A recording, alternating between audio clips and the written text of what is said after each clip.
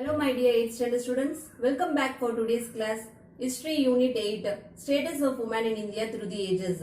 In this module we are going to discuss about the position of women in India in the ancient period, medieval period and British period and major social evils like female infanticide, child marriage, sati and Devadasi system.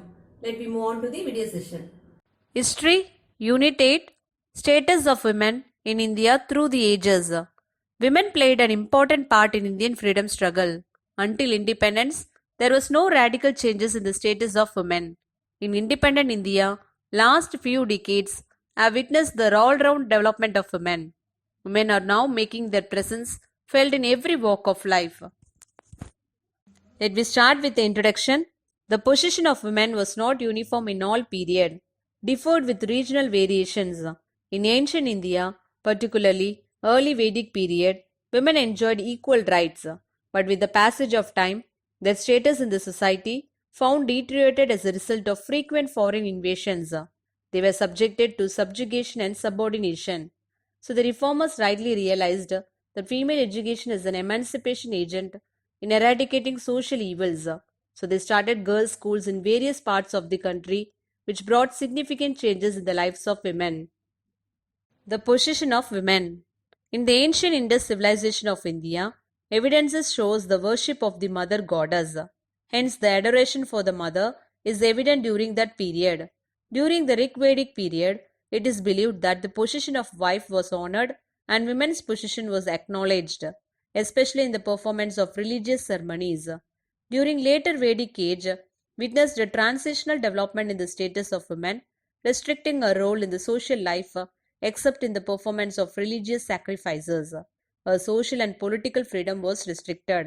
Sati became popular during the later Vedic period, where the widows either chose for themselves or were forced to jump into the pyre of their husbands. Women were denied to study Vedic scriptures. Under medieval period, the position of women in the society suffered from many social evils such as sati, child marriages, female infanticide, farda system, and slavery. Normally, monogamy was in practice, but among the rich, polygamy was prevalent. Sati was in practice, particularly among the royal and upper strata of the society. Widow remarriage was rare. Devadasi system was in practice in some parts of India. Farda system became popular as a result of Muslim invasion. The condition of widow became miserable during the medieval period, but we don't ignore the fact that the Mughal ruler Akbar attempted to abolish sati. A very little attention was paid to female education. Women's education was not completely ignored, though no regular separate school seems to have existed. Female education was informal. Girls usually had their lessons from their parents in their childhood. The rich appointed tutors to teach their daughters at home. The daughters of Rajput chiefs and zamindars studied literature and philosophy.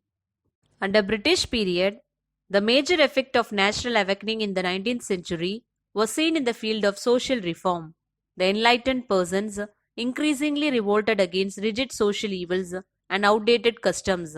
In the beginning of 19th century, female literacy was extremely low when compared to male literacy. The Christian missionaries were the first to set up the Calcutta Female Juvenile Society in 1819. The Bethune School was founded in 1849 by J.E.D. Bethune, who was the president of the Council of Education in Calcutta.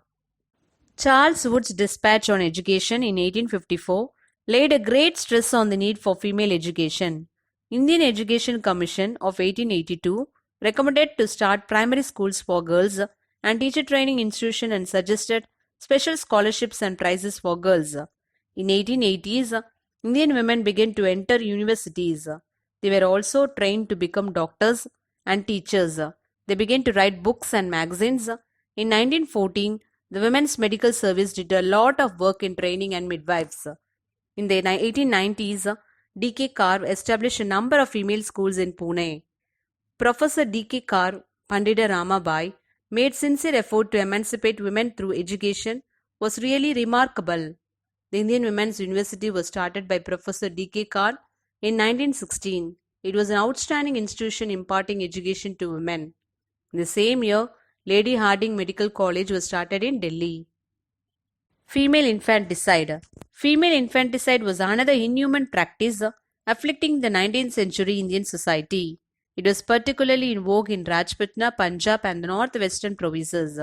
It was mainly to avoid economic burden. Factors such as family pride, the fear of not finding a suitable match for the girl child were some of the major reasons responsible for this practice. Therefore, immediately after birth, the female infants were being killed. The company administration in India took steps to ban this practice by passing the Bengal Regulatory Act 21 of 1795, the Regulating Act of 1802, and the Female Infanticide Act of 1870. Female feticide. Female feticide is also an inhuman practice which cuts across the caste, creed, class, and regional boundaries. Whether it is a female infanticide or female feticide, the prime motive remained the same. In order to ban the female feticide and sex determination, the central government passed various acts. Under child marriage, the practice of child marriage was another social disgrace for the women. Child marriage was prevalent among the tribes. In 1846, the minimum marriageable age for a girl was only 10 years. The Native Marriage Act was passed in 1872. It fixed the minimum marriageable age of girls at 14 and boys at 18. In 1930, the Central Legislative Assembly passed Rai Saheb Arabilla Sarada's Child Marriage Bill, fixing the minimum marriageable age for boys at 18 and 14 for girls. It was later amended to 18 for girls and 21 for boys. Sati. Sati was social evil that prevailed in Indian society, especially among the Rajputs. The feudal society of the time encouraged sati, which means self-immolation of the widow on the funeral pyre of her husband. Earlier it was a voluntary act, but later by the relatives forced the widow to sit on the funeral pyre. The Italian traveller Niccolo Conti, who visited Vijayanagar about the year, notes that the inhabitants of this region marry as many wives as they please, who are burned with their dead husbands. In the early years of 19th century, sati was in practice in various parts of Bengal, Western India and Southern India. In 1811, Jagan Mohan Roy, brother of Ram Mohan Roy, passed away. His wife was burned along with him. Ram Mohan Roy was moved to the extreme at the sight of it and took an oath that he would have the cruel practice abolished by law. He carried on a continuous agitation through press and platform for the abolition of sati. Raja Ram Mohan Roy published his tracts in 1818 to 20, making the point that the right of sati was not enjoyed by the Shastras. This material was used by the Serampur missionaries to shatter the generally accepted view that sati was an integral part of the Hindu religion. Orthodox Hindu opinion against the abolition was advocated by the Radhakanta Deb and Bhavani Charan Banerjee. When Lord William Bentinck took up the question of sati, he found that the abolition has been recommended by the judges of the criminal courts. He passed Regulation 17 on December 4, 1829, declaring the practice of sati or burning or burying alive the widow of Hindus illegal and punishable by criminal courts. Devadasi system. The word Devadasi in Sanskrit or Devaradiyal in Tamil means servant of God, dancing girl dedicated to the service of God in a temple. Devadasi system was a social evil. There was also a tradition of dedicating one daughter to the temple. In addition to taking care of the temple, they learned and practiced Bharatanatyam and other classical Indian arts, traditional and enjoyed a high social status. Dr. Muthulakshmi Ammayar, who was the first women doctor in India, dedicated herself for the cause of abolishing the cruel practice of Devadasi system from Tamil Nadu. Dr. Muthulakshmi Ammayar proposed the bill to the Madras Legislative Council in 1930. Rajaji, Periyar and Tirvika raised slogan against the cruel practice. As a result, the government passed the Devadasi Abolition Act. Role of social reformers. From the second half of the 19th century, a number of social reformers and social reform movements sought to promote the upliftment of women by giving them education, raising their marriageable age, and taking care of widows, as well as to remove the rigidity of caste and raise the suppressed class to a status of equality. The reformers who led the movement were the forerunners of modern India. Let me go through each reformers. Raja Ram Mohan Roy. There were some enlightened Indians who supported the British attempt to reform the oppressive social order of India. Raja Ram Mohan Roy, the pioneer of Indian social reform movement, was a casteless crusader of sati.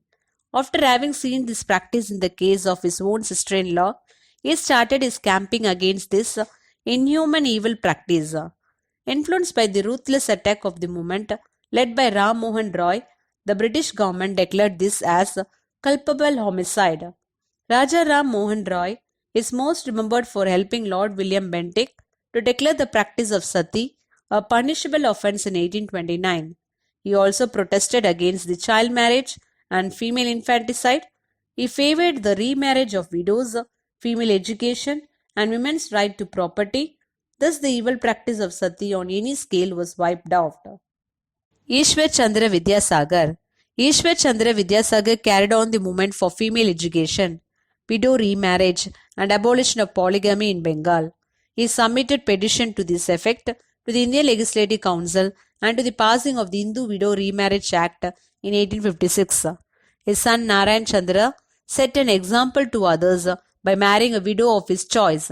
To promote female education, Vidyasagar founded several girls' schools in the districts of Nadia, Midnapur, Hugli, and Burdwan in Bengal. Kandukuri Veerasa Lingam. Kandukuri Veerasa Lingam Pattulu was the earliest champion in South India of women's emancipation. He published a journal Viveka Vardhani. He opened his first girls' school in 1874 and made widow remarriage and female education the key points of his program for social reform. M.G. Ranade and B.M. Malabari. In Bombay Presidency, M.G. Ranade and B.M. Malabari carried on the movement for the upliftment of women. In 1869, Ranade joined the Widow Remarriage Association and encouraged widow remarriage and female education and opposed child marriage. In 1887, he started the National Social Conference, which became a preeminent institution for social reform. In 1884, B.M. Malabari, a journalist, started a movement for the abolition of child marriage. He published pamphlets on this subject and appealed to the government to take action. Gopal Krishna Gokhale. In 1905, Gopal Krishna Gokhale started the Servants of India Society, which took up such social reform measures as primary education, female education, and depressed classes upliftment.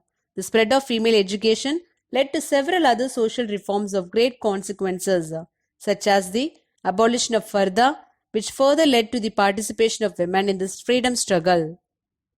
Periyar, E.V.R. Periyar E.V.R. was one of the greatest social reformers of Tamil Nadu. He advocated women education, widow remarriage, and intercaste marriages, and opposed child marriages. Women reformers. Most of the reform movements like Brahma Samaj 1828, Prarthana Samaj 1867, and Arya Samaj 1875 were led by male reformers who set the limit of the freedom and development of women. Women reformers like Pandita Ramabai, Rukmabai, and Tarabai Shinde tried to extend further. In 1889, Pandita Ramabai opened Sarada Sadan, that is home of learning, for Hindu widows in Bombay. It was later shifted to Pune. Her greatest legacy was her effort, the first in India, to educate widows. Theosophical Society was established at Chennai, and Dr. Annie Besant, who came from Europe, and joined it. It also developed general social reform program. Dr. S. Dharmamal was another reformer who was very much influenced by the ideas of Periyar. She showed great interest in implementing widow remarriage and women education. Among Moovalu Ramamardam Ammayar raised her voice against Devadasi system along with Dr. Muthulakshmi Ammayar. In her memory, the government of Tamil Nadu has instituted the Moovalu Ramamardam Ammal Ninevu Marriage Assistance Scheme, a social welfare scheme to provide financial assistance to poor women, as poverty was the root cause for all these evils. Thus, women reformers also contributed a lot for winning their own rights. Women in the freedom movement. In the early anti-colonial struggle, women played a major roles in various capacities. Velu Nachiyar of Sivaganga fought violently against the British and restored her rule in Sivaganga. Begum Hasrat Mahal, Rani Lakshmibai of Jhansi, led an army revolt of 1857 against the British. In the freedom struggle, thousands of women came out of their homes, boycotted foreign goods, marched in processions, defied laws, received lathi charges, and courted jails, Their participation in the struggle added a new dimension of mass character. Impact of reform movement. Significant advances were made in the field of emancipation of women. It created of national awakening among the masses. It created the feeling of sacrifice, service, and rationalism. The practice of sati and infanticide were made illegal. It permitted widow remarriage. Women in independent India. Women in India now participate in all activities such as education, politics, medical, culture, service sectors, science and technology. The Constitution of India guarantees under Article 14 equal opportunity and equal pay for equal work. The National Policy for Empowerment of Women was passed under the National Policy on Education 1986. New program was launched called Mahila Samakya. Its main focus was an empower of women. Reservation of 33% to women envisaged an improvement in the socio-political status of women. The National Commission for Women was set up January 1992. Its main function is to review women-related legislation and intervene in specific individual complaints of atrocities and denial of rights. Let me go through a short recap. The position of women was not uniform in all periods and differed with regional variations. There were many social evils in Indian society. A number of social reformers and social reform movements sought to promote the upliftment of women by giving them education. Women in India now participate in all activities. My dear students, go through the lesson and learn book back exercise. Take care of yourself. Bye bye.